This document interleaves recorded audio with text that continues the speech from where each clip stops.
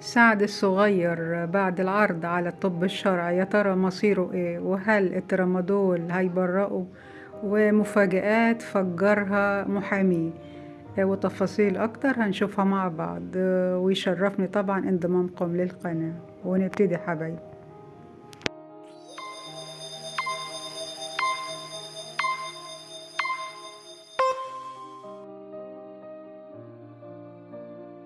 سعد محمود حنفي عبد العزيز، مواليد القاهرة في 30 يناير 1970، يعني عمره حاليا 54 سنة، بالصحة وطول العمر يا رب. واشتهر سعد الصغير بأغنيته هتجوز، وهي من أغانيه اللي لاقت استحسان عديدين. في الوقت نفسه تم انتقاده من عدد من النقاد، ولاقت بعض أغنياته اتهامات بكونها قد تحمل تلميحات، ووصفها البعض بالسيئة. وكانت أجهزة مطار القاهرة تمكنت من إلقاء القبض على المطرب الشعبي سعد الصغير في 10 سبتمبر أثناء عودته من رحلة فنية، والعثور بحوزته على عبوات بداخلها مواد مخدرة، زيت الماريجوانا أو الحشيش، أثناء إنهاء إجراءات وصوله. وبالفحص تبين أن الأحراز المضبوطة مع سعد الصغير عبارة عن 9 عبوات خاصة بالسجائر الإلكترونية بها مخدر مادة زيتية، وتم تحرير محضر ضبط بالواقعة. وسعد الصغير كان اعترف خلال الجلسة الماضية بأنه لم يتعاطى مخدر الحشيش أو يحرزه، ولكنه كان بيتناول مخدر الترامادول نظرا لإصابته في ساقه وإجراء عملية جراحية، وهو ما يحتاج تناوله لمسكنات قوية.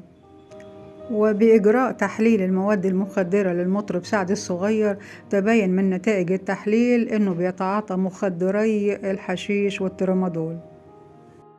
وأكد المحامي طارق جميل سعيد أن المطرب الشعبي سعد الصغير أثناء عودته من إحدى الحفلات بإحدى الدول الأجنبية أهداه المتعهد الخاص بتنسيق حفلاته عدد 19 سيجار إلكترونية فيب في علب مغلفة وملونة، وما يظهرش منها اللي بداخلها.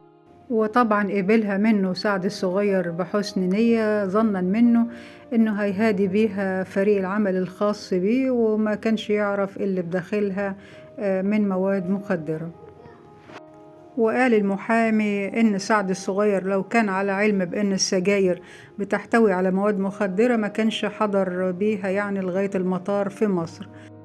وأضاف المحامي وقال إن المطرب ذكر للقاضي إنه بيتعاطى ترامادول، وده طبيعي بحكم مرضه لأنه مريض ولديه إصابة في العمود الفقري وقطع في الرباط الصليبي، وتناوله للترامادول كان تحت مظلة القانون. وقال المحامي إنه طلب شهادة من العيادة اللي خضع سعد للعلاج بيها في أمريكا وتشخيص حالته. وجاء نص التقرير الطبي إلى أن سعد محمود حنفي عبد العزيز حضر إلى العيادة بتاريخ 6/8/2024 بغرض تشخيص الألم المبرح الناتج عن إصابات ما بعد الصدمة لكل من الرباطين الصليبيين الأمام ACL والظهر، وأن المريض بيعاني من ألم مبرح، وقدرت شدته ب9/10، وكونها جزء من خطة العلاج وصف للمريض الترامادول والباكولفين ولاصقات الليدوكايين للتخفيف من شدة الألم. وحول وجود نسبة من المخدرات في الدم، قال المحامي إن طبيعة عمل سعد في الملاهي الليلية وقاعات الأفراح وطبيعة هذه الأماكن مغلقة، فلابد من وجود نسبة من المخدرات تظهر في الدم بطبيعة التدخين السلبي. واختتم كلامه المحامي طارق جميل سعيد وقال إن عدد كبير من رجال الأعمال انخدعوا في شراء السجائر الإلكترونية، وغاب عنهم إن هي يعني فيها مواد مخدرة، وبيكتشفوا ذلك أثناء وصولهم المطار. وطبعا حالة من القلق بيعيشها الفنان المصري سعد الصغير داخل محبسه قبل أيام من عرضه على المحكمة للمرة الثانية في الجلسة اللي حددتها المحكمة يوم 25 نوفمبر الجاري. وطبعا في انتظار الحكم العادل، وربنا معاه إن شاء الله. وأشكركم حبايبي حسن المتابعة، مع السلامة.